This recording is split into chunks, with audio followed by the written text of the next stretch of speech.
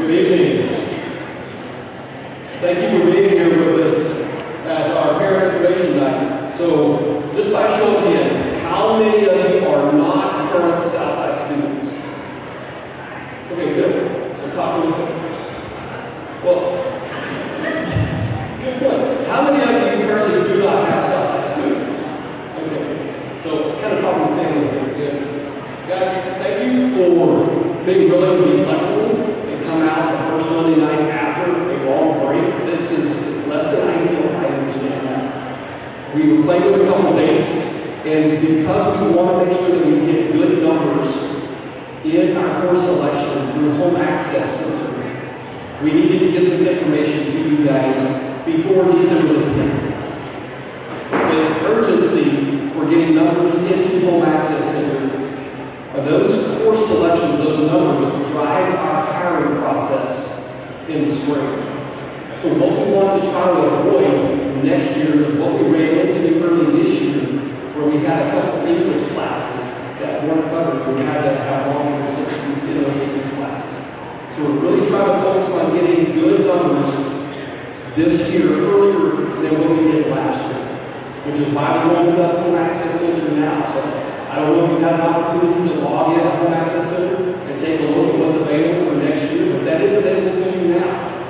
If you don't have your Home Access Center login information, then just contact us, and Ms. Hall, our secretary, she can actually get that information to you to allow you to log in. Also, tonight is a general information session. If you need help, you and your student, next Monday night, the 6th, can come right back here for a working session. So with the device, with your student success plan, counselors and administrators will be available to actually walk you through the process of those course selections. And then in the spring, so January and February, our counselors will sit down one-on-one with your students to go over their course selections to make sure that their course selections are accurate. What we run into over the last couple of years, because counselors didn't have an opportunity to sit down one-on-one with students, we had students that were underinformed course selections, which led to a lot of course changes at the beginning of the year in August. So a lot of the frustration that counselors have, that I have, that students can't access the counselors, comes from those first 10 days having to go through a lot of course changes. So we're hoping we can alleviate a lot of that by doing what we're doing right now. Okay? So give me a thumbs up and follow along with me. If you have any questions, raise your hand as we go. Okay, so that's the why behind the urgency that we got going. Okay? And I do want you to know that I understand that tonight's not the most ideal night, but I do appreciate your flexibility. So here's some of the purposes for being here. So you guys are Southside parents already. You know what's going on here. After this presentation, if you have any questions about what's happened this year, maybe some information that we need to clarify, by all means, come up and ask me a question. I'd love to answer the questions you have. But one of my goals, especially for that last week, was to talk about some of the great things that are going on here at Southside High School. You're sitting in one of the things that we call a great day. To be honest with you, this time last year, we didn't have access to this place. That area over there was our own cafeteria. But by the renovation, we've been able to now accommodate about 1,000 students at one sitting for lunch. If you have freshmen, they don't have to eat lunch, or they can eat down in the freshman center, but they are welcome here. The freshman center is another one of the great things that we got going on here at Southside. If you have a freshman here, we're very excited to have them here on campus. That opens up the high school course offerings that they didn't have available to them at the junior high. Another thing I want to talk about, be familiar with our vision here, what we want to, what you can expect from us, and how we're going to treat your student. And if we fail on this vision, please come tell me. I want to make sure we're doing this stuff correctly. You're also going to hear from the counselors about schedules and what this is going to look like over the next couple of weeks. You're going to hear from Ms. Adams about the Star Academy of Innovation. So if you've got a student that's interested in the Star Academy of Innovation but not currently involved in that, they'll have an opportunity to apply for it and register for that for the next year. You're also going to hear from Mr. Adams about our community service learning credit. We've got a lot of students that are involved in community service. They can actually get high school credit towards graduation for all of those community service hours. There's a process for that. We want to get you that information. He's also going to talk to you about the Capstone Diploma that is available here. There are 3 different diplomas here at Southside, and we'll talk about that in just a few minutes. But if your student is interested in a Capstone Diploma and what that might mean for them as they get ready to apply for college, you'll have that information for you. And then, I believe, as Dr. Ubach, he's going to get great. You're going to hear from Dr. Ubach at the end talking about the People Innovation Center, which is going to be available for 11th and 12th grade students and how students can go about getting involved in the People Innovation Center. So, you heard me say this at the beginning of this year, that the vision for Southside High School is to create a learning environment for all students to have a sense of belonging. When you came in, you saw that they're welcome home. It's one of the things that we're really, our culture and climate that we're trying to create here is that you are a part of the Southside family. This is your goal for the next 4 years. You guys, 3 or less. If we are failing in that mission, please let me know. How can we correct this? What can we do to make it actually match up with what we're saying? So we want to create that environment for all students to belong. We want to really push students to achieve at high levels, to become more prepared for whatever is next. A lot of times you'll hear people talk about college or careers, but we want to talk about college and career ready. Because quite honestly, our goal is for our students, whether they enter the workforce right out of high school, or whether they go to a 2 or 4 year institution and then enter the workforce, we want them to be ready for that. So we're not going to hear us talk about career, college or careers, we're going to college and careers. Okay? So that's the high expectations that we want to set. I mentioned the community service learning club. All of our student-led clubs and organizations, some of them are represented out here, have a community service or a service component attached to it. We're very service-minded school. We want to give back to our community.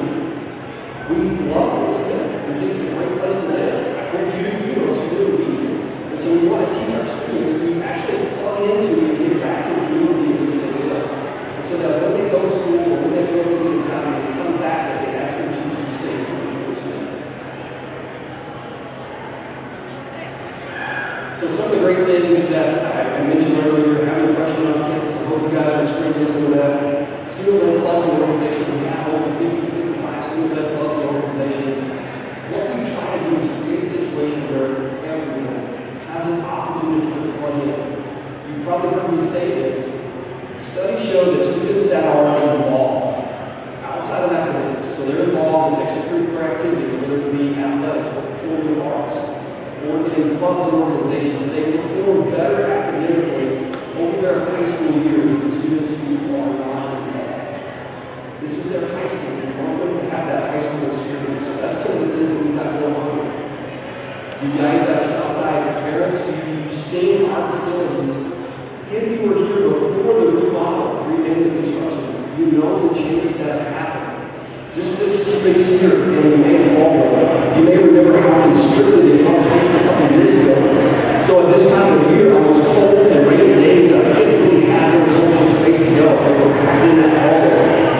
Now, with the Commons, the Media Center, we have freshman center, we have students that now have opportunities to go to some of these common spaces. Some of the stuff that we got going on. So, this next information, how many of you are connected with your students through Schoology? You can see those show of hands. Okay. If you are not already connected with your student, with your Southside student through Schoology, Ms. Coppola is sitting right over here. She has some Schoology parent view access information. She can look up your parent view access code and give that information to you so that you can connect to your student's account.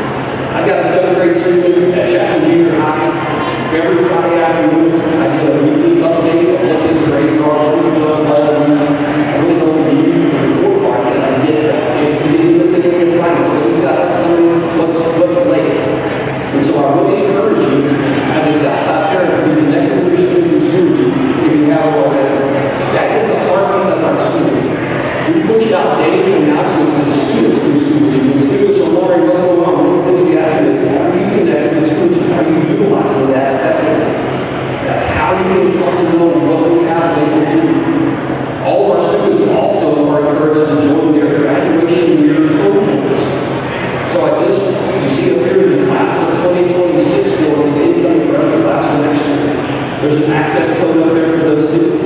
If your student has not already joined their graduation cohort, then they need to do that, because sometimes we push out information only to seniors, or only to sophomores, or only to juniors or freshmen, and they would miss out on that if they're not involved in those cohort groups. The way they go about doing that is click on groups, add the join code. If they don't have that join code, they can ask an advisory teacher for their join code, or you can email a counselor, and the counselor can get you that cohort of the group join code so that your student can have access to that information. It's going to be vital as we move forward.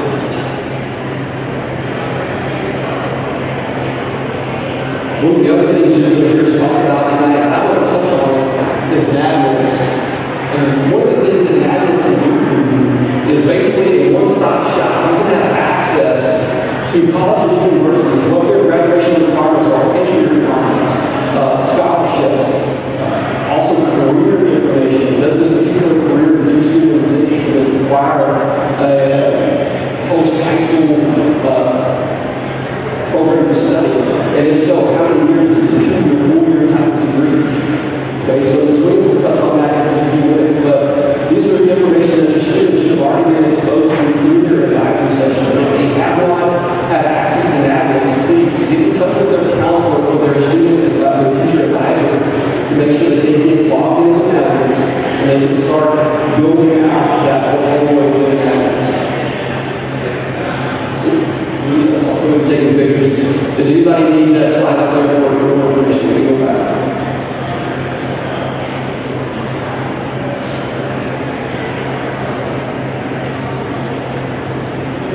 So prior to Thanksgiving break, we had students get into NAVNets and do some work in there. So most of your students that were here prior to Thanksgiving break, they should have had access and been in there doing some work. So you may talk to your student about that. If not, please reach out to that information. Graduation requirements. So most public schools have a graduation requirement of 23 credits. Okay, so from 9th grade through 12th grade, 7 periods a day, and use the bachelor's degree earlier. There are actually 28 opportunities, but then if you take the community service working credit, you have 29 opportunities to accumulate these 23 credits. 14 of those 23 credits are what we call core competencies. What do I mean by that? Those are your core classes: math, science, English, and social studies. So you have to have 4 math, 4 English, 3 science, 3 social studies. Of those other 9 graduation requirements, there are credits required for graduation. There are specific requirements like a credit half of PE, half a credit of health. There's a few other things that are outlined in the course catalog. Here in a few minutes, when Ms. Williams is speaking to you, I'll pull up the course catalog. You can see the chart. So access that course catalog through the district website, or if you need a hard copy of that, we'll provide that for you. Notice that last note about study hall as an option for students to select into. Okay, is not going to be available for next year. We want students to be in credit-bearing classes. What we have learned through this year, and actually we did this a couple of years ago when COVID turned everything upside down, and we came back and study hall was an option. If you have students that are currently in study hall, rarely is there much studying ongoing in that class. It is not a learning environment. I would much rather students be out in classes earning credits towards graduation or making themselves available for some internship type opportunities. Southside High School did this years ago, and it's something that they've been able to continue. They didn't undo what we undid after COVID. We will have some opportunities available to students for credit recovery through what we call learning skills classes. But those aren't study halls per se, where a student can just go sit for 45 minutes and talk to a friend or play around on a computer.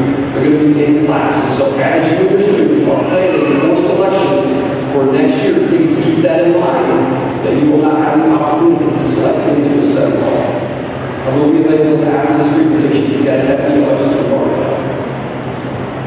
Okay, so at this point in time, I'm going to hand the presentation over to Ms. Williams, our lead counselor. She's going to talk to you about scheduling and what it's going to look like in the next couple of years. Good evening.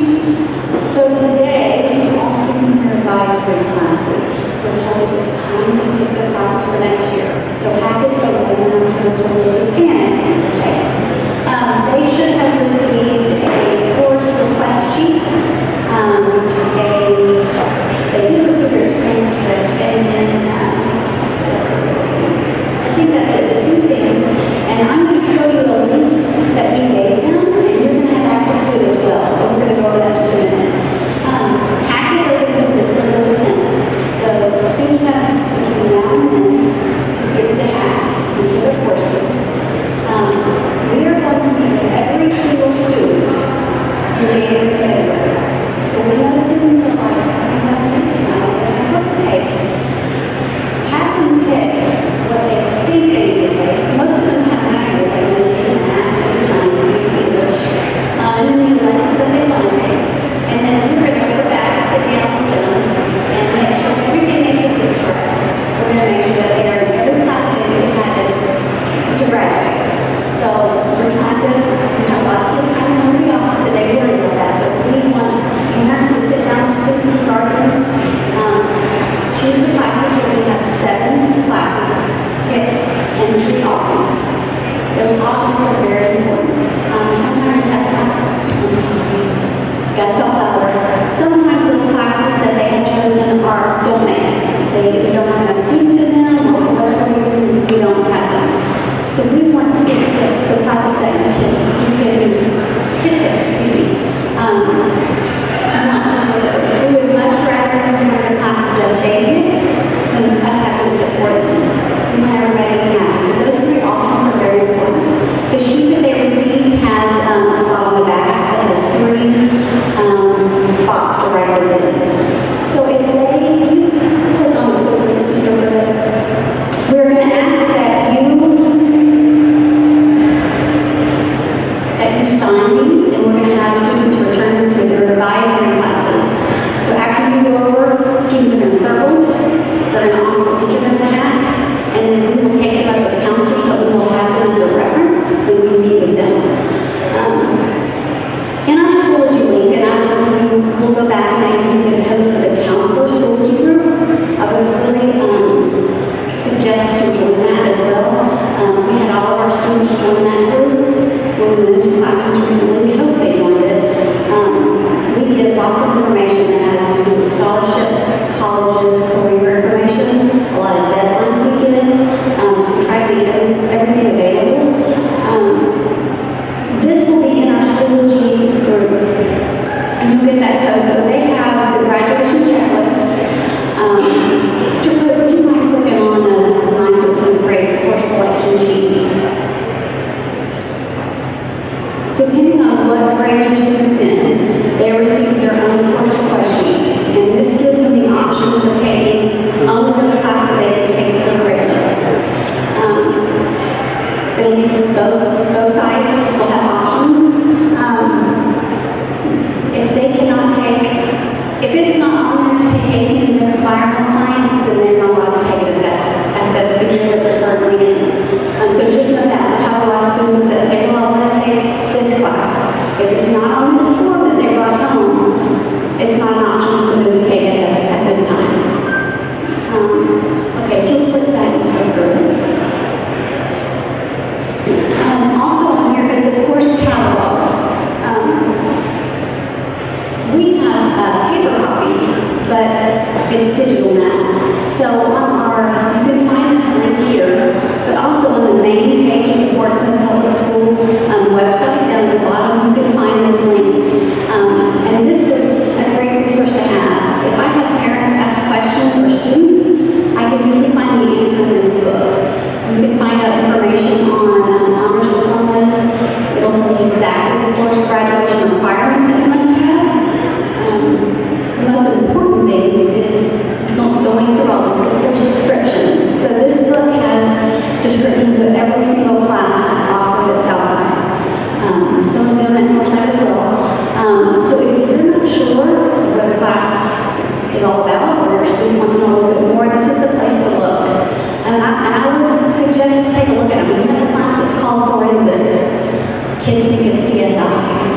release each class.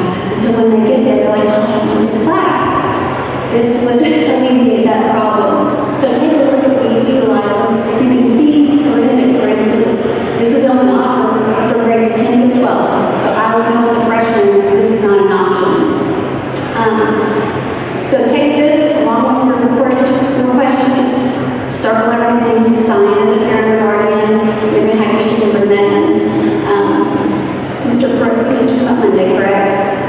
So Monday is the hack help night. We'll have counselors here in the administration, so are having issues getting into hack and finding how to enter in classes, this is where we'll be able to help. Little tricky. Also on the quick list that he had of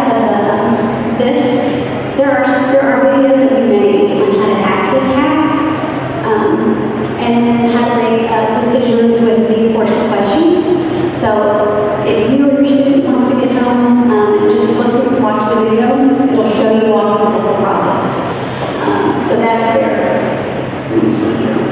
Naviance is a great resource for students. We just recently went into almost all of the classrooms at Southside. And with the Naviance for students, they should all have a login information. And it's basically a one-stop shop for your college information. Students can look at any college that they want in the United States, type in the name, it's going to give you the information, how many students are accepted that year or within a year, what graduate programs they have, which bachelor's program they have, anything, where they're located, and then they can also type in a career. So for instance, plumbing, they can type in plumbing, it's going to tell them how many years of schooling they need. If they even need any schooling, they'll take them directly to the schools that have those plans and programs. So it's just a one-stop shop. As seniors, they will really use this. They use this to actually apply to college for a NAVATES program. So we will work with them as seniors very closely through this. We really want students to become familiar with it. So that's a great option to look at also. I don't think I have anything else. There's a Schoology for our council group. I put resources tab because that's where you can find all of this information. So you'll join our group, you'll see information out there, but the resources tab on the left is where you'll find all of this information. Okay, thank you very much, Ms. Williams. So, as a parent, you can actually access that counselor's resource group through your own parent Schoology account.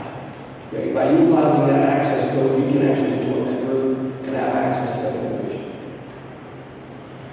So at this point in time, I'm going to have Amy Adams, our Star Academy math teacher, come up and give you some information about the Star Academy. Do we have anybody in here that's involved in the Star Academy right now? Raise your hand. So if you're not involved in the Star Academy, Ms. Adams is going to kind of talk to you a little bit about kind of what it looks like. And some of these students that raise their hand, they might actually be able to give you a thumbs up or kind of give you a little bit of a look. So anyway, Ms. Adams.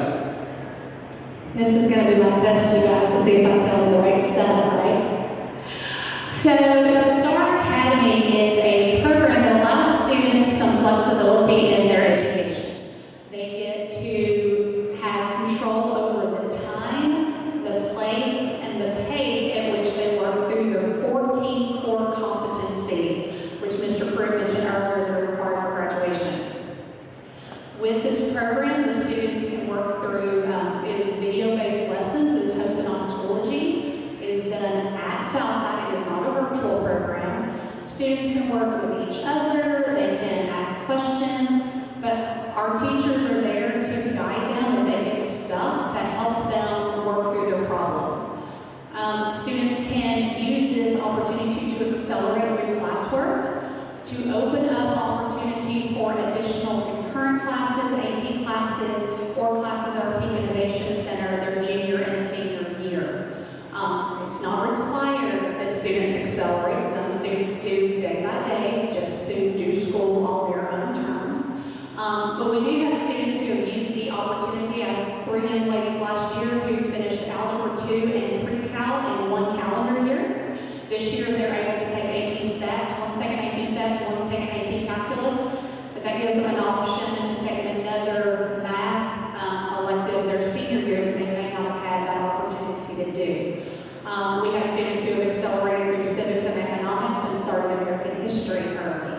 So this is an opportunity for students. They have to be motivated, they have to be driven because they're responsible for their learning and their success in the program, with me and the other teachers there to guide them along if they get stuck. I do have some of our students here tonight. Obviously, we've seen some in the stream, but I have some young ladies at our table. I'll stop you out there if you have any questions after the presentation. Thank you very much, Ms. Adams. Guys, Star Academy is unique in River Valley. No other school has a situation like this. We're very happy that we have it ongoing right here at Southside High School to allow these students to have these opportunities. Like she said, she had a couple students that were accelerating through some of these core competencies. But what does that look like? What does that mean? Here in a few minutes, when Dr. Ugach gets up here to talk to you about Peak Innovation Center is available to 11th and 12th grade students. It requires a half a day. So just like Western Arkansas Technical Center, students would sign up for a half a day at Peak, meaning they would be on campus for half a day. They'd be at Peak for the other half a day. Well, if they accelerated through some of these core competencies, it opens up those opportunities for them to be able to go into the Peak Innovation Center for those classes. Right now, we're going to have Mr. Adams come up. He's going to talk about two topics. One is the community service learning credit, which we had talked about earlier in the service-minded organizations that we have here. A lot of your students are already engaged in these community service hours. This just gives us a way to track these hours and then get you high school credit for your transcript.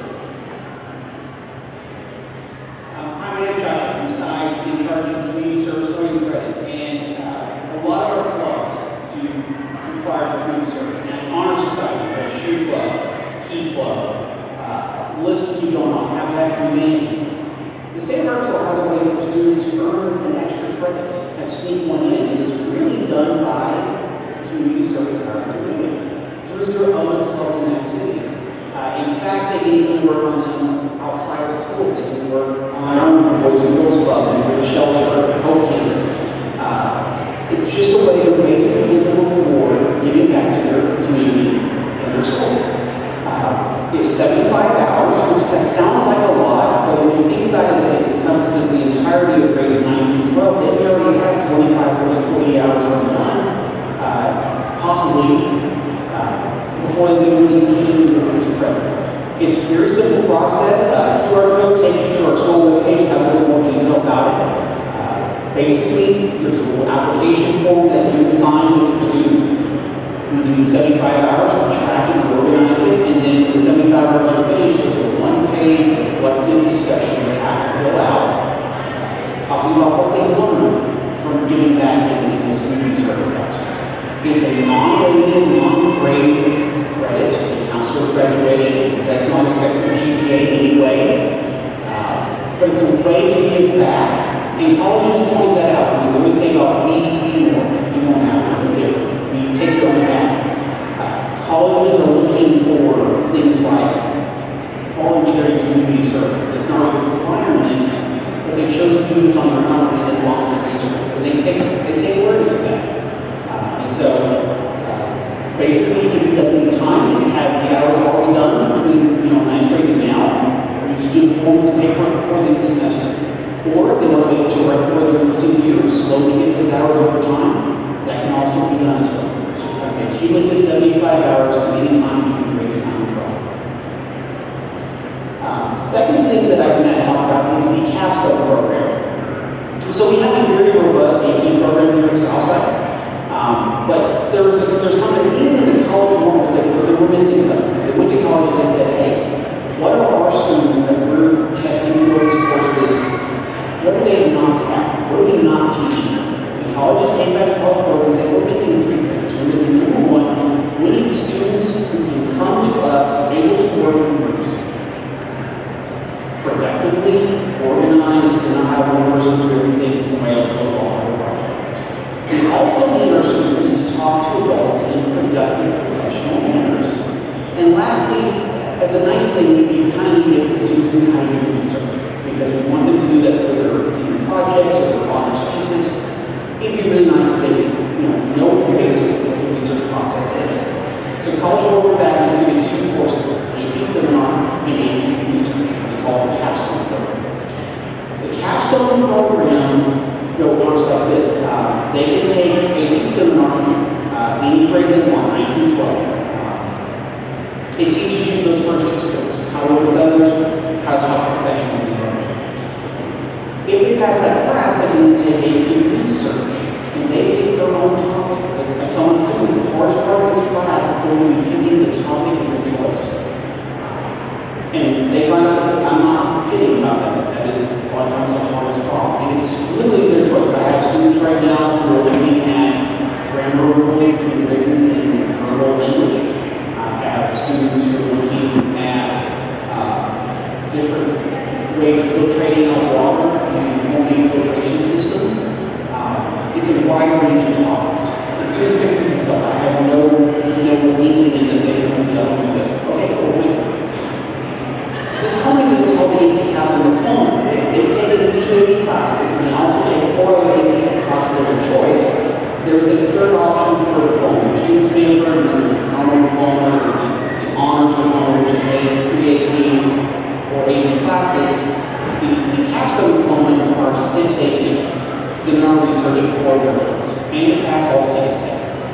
Once you pass all 6 tests, that's 18 hours of credit, and that's almost a semester of college right there. And the benefit of this is these kids get so many opportunities to make them stand out. I've had students who have published papers. It says 4, it's actually 5 now. I have 5th one this year is going to be published. It's been reading right now. In psychology and in science. These students get opportunities that they normally get. I had a student 2 years ago who got accepted to George Washington. And based on a strength of work paper, was offered a position in the Library of Congress with the Roosevelt Archival Project. You don't get offered those questions. And she was. Really basic. So this is an opportunity for students who want kind of baseline or skill set. This is skill-based courses. These are not content courses. We use the content to teach the skills. And it gives benefits. If you talk to any students who's finished, and we have some on my table right next to the start academy there. And they'll tell you how kind of things have changed. So I'd be more than happy to help you in the community service or in the Capstone program. I'll be outside in there with this help. Thank you very much, Mr. Adams. Hey guys, and one of the ways that applicants for colleges can set themselves apart is to be involved in things that are very unique and a little different. Community service learning credit, the Capstone Diploma, are 2 different ways that Southside High School graduates can set themselves apart from other applicants at colleges and universities.